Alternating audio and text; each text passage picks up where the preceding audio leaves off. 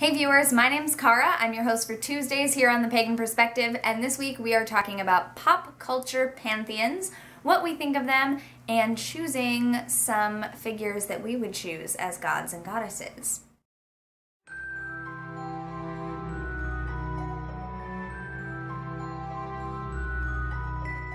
This week's question is, what do we think about pop culture pantheons, and if we had to choose some god and goddess figures, who would they be? I think we've talked about pop culture pantheons before on the channel, and I know we've talked about themed rituals and things like that, so some things that might be related to this, I will put the videos that I did on those topics in the end of this video or in a little pop-up or wherever. You'll be able to find some of those related things. So I think we have talked about pop culture pantheons before. Hopefully we did, so you'll be able to hear more of what I thought about it at the time. But just a little brief thing, pop culture pantheons are not my number one pantheons that I work with or worship, but I like the idea of them because, oh, this is another related video. If you watched my video on why I call myself a soft polytheist or an archetypal polytheist, one of the ways that you could describe my path is archetypal. So I love archetypes and I love working with story. I consider myself a storyteller as well in my regular life too. I'm in theater, I act, all this kind of things. So I love the idea of pop culture pantheons, and the way that they come into my practice is through archetypal working. So I do not have pop culture pantheons, or rather a pop culture pantheon that I've put together out of things or anything that I regularly work with or that I worship as I worship the gods or goddesses, deity. But there are definitely some archetypes within stories and movies and other things like that that I connect as representations of deity, or ways that we can see certain deities' story and personality in characters. So the first thing, I happen to be wearing my Doctor Who shirt today, little owls. This is from Threadless or Shirtwoot, I can't remember right now. I think it's Threadless. But anyway, I recently reconned it into this tank top because I never wore it and I loved it. So there will either be a tutorial about this on my channel at some point or just on my T-shirt recon blog. But anyway, I happen to be wearing this shirt already today when I reread the topic for what this week's topic is, and I was like, perfect, I can talk about Doctor Who. Because one of my personal channel viewers, a few years ago now, I believe her name is Heather. So Heather, if you're watching this, I definitely remember our conversations about this, and I actually tell people about it all the time. Heather, if I'm getting her name correct, had this theory that the Doctor is a perfect example of a representation or an example of Mercury or Hermes. And she had this whole listed, this whole thought out process of all the different connections, such as being a messenger between the divine realm and the world of humans, and working on behalf of humans but not being human themselves, and being a messenger, and just all these other things. There were some more specific things, but I thought that is so cool. And I just love things like that. Nobody knows if that was something that the creators had in mind at the time. It's not necessarily like someone said, oh, I'm gonna set out to write this thing so that the Doctor is actually Hermes from Greek mythology. But the fact that you can find parallels like that and then think of a character that you really connect with and see how they relate to a deity, it kind of helps to relate or connect, renate. That was relate and connect put together.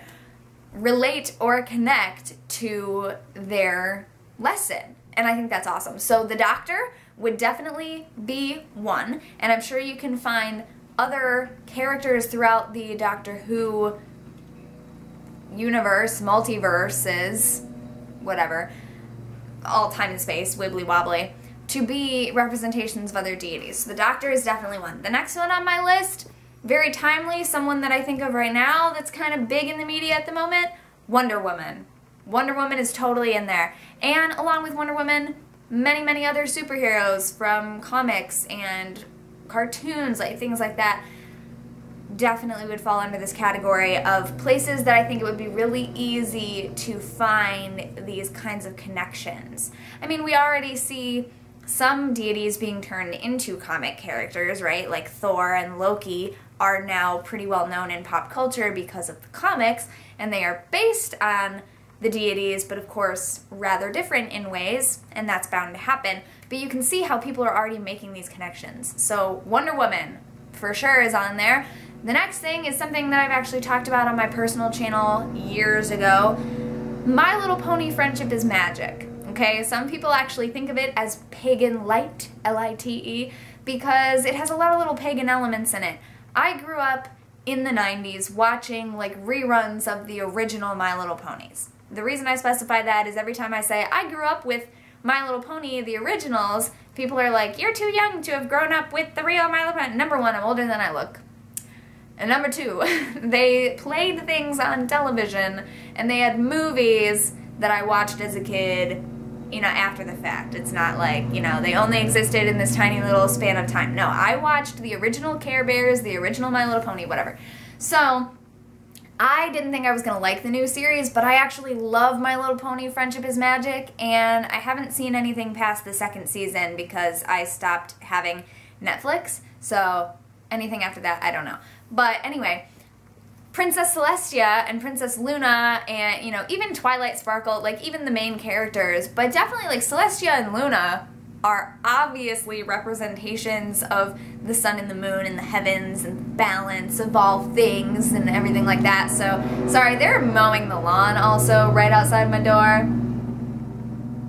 They always have to do this stuff when I'm doing videos. It's either vacuuming out in the hallway or mowing the lawn outside my door. Anyway, they mow the lawn like 1,000,000 times a week. It's ridiculous. The grass does not need to be that perfect all the time. Anyway, My Little Pony Friendship is Magic. Full of opportunities for pop culture pantheon work, for show. And the two probably that are the biggest in my life right now, you know, I can think of other stories that are really important, that have been really important in my life, such as The Wizard of Oz, but those characters do not speak to me in terms of deity the same way that some of these others might, or even not that I think of them as deity, that's not what I'm trying to say, but that I would work with as a major archetype the same way. You know, I don't see those as much in Wizard of Oz. Now, if I stopped and thought about it, I'm sure I could come up with it, because I can make meaning out of anything. It's one of my superpowers. But, you know, it's the overthinking power. But two of the things that have been most prevalent in my life recently, currently, that is in like the beginning part of 2017, spring of 2017, the two things that have been the biggest for me are, one, Alice in Wonderland, which is something that has been important to me since my childhood, but also I've worked with a lot in a witchcraft sense, as archetypal, as story things to work with and get my hands on and, you know, really delve into these characters more. I've been doing for a couple of years, and this year I've actually been like messaging Brendan most of the time that it kept coming up that Alice in Wonderland has been a recurring thing for me over the past few months. Everything is Alice. So especially right now, Alice in Wonderland is a huge thing with archetypes that I'm working with the way that I work with deity, in a very similar way. The different characters have different lessons. I'm actually creating a course based on this that you'll be able to do with me, and I'll be talking about that more on my personal channel.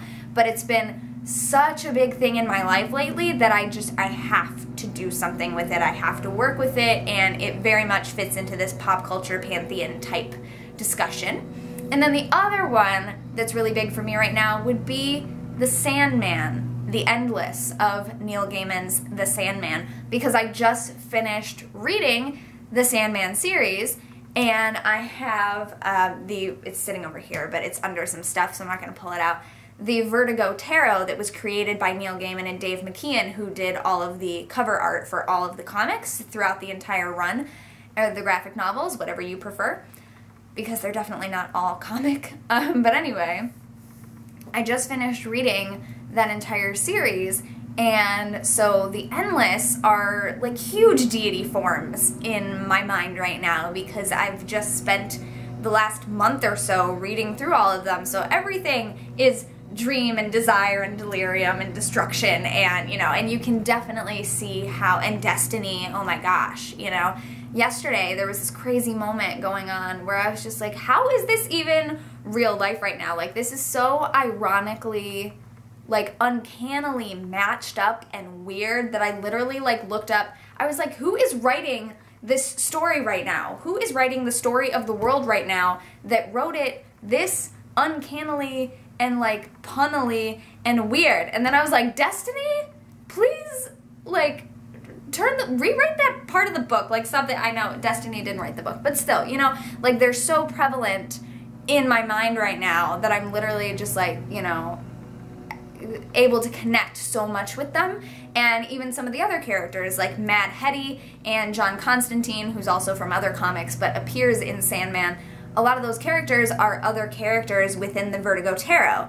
And so just, yeah, definitely part of my practice now involves the Sandman universe. So to recap, Doctor Who, Wonder Woman / other superheroes, My Little Pony: Friendship is Magic, Alice in Wonderland, and Sandman are the biggest things that I currently would say I would pull from, or do pull from, as pop culture pantheon type references to work with. But again, that is not the main way that I do my work. I do also believe in, mythological and legendary, whatever you want to say, mythological, I guess, deity in different ways, but the way I do work with them, the way that I believe in them, the way that I worship them is kind of as archetypes. I see them as archetypes of different things, but they are different archetypes from one another, and that's important to me as well. It's very difficult to explain to people how you believe in deity, no matter how many times we've tried to explain it, how many times we've done topics related to it, but that's not as important. That's not what this video is about. So, super fun topic, thanks so much. Obviously I got a little bit too into talking about that, but that's fine. I actually have a Wizard of Oz poster hanging up above my door that is now staring at me like, why didn't you talk about us? I'm sorry, I will give more thought to you later. I don't know, there's definitely stuff in there, because Wizard of Oz is full of good stuff. Anyway, thanks for watching. I will see you next week, and until then, don't forget to be awesome, blessed be, and goodbye.